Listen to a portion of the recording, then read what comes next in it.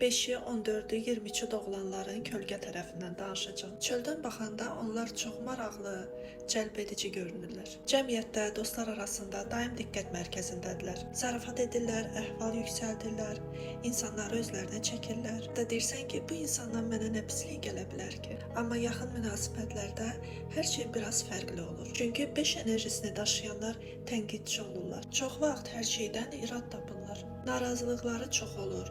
Heç bir şeyi bəyənmirlər. Üstəlik tez-tez də əsəbləşə, dəyişilə bilirlər. Bir gün bir şey istəyirlər, sabah isə tamam başqa fikrə düşürlər. Hətta bugün səni sevirəm deyirlər, sabah isə fikirlərini dəyişirlər. Ona görə onlarla birgə yaşamaq bəzən çox çətin olur. 5 enerjisi minusda çox dəyişkəndir və sərhəd tanımır. Onlar macəra sevəndilər, daim yeniliklər axtarırlar. Bu isə mənfidə çox vaxt onlara baha başa gəlir. Bəziləri pis vərdişlərə meyilli olur.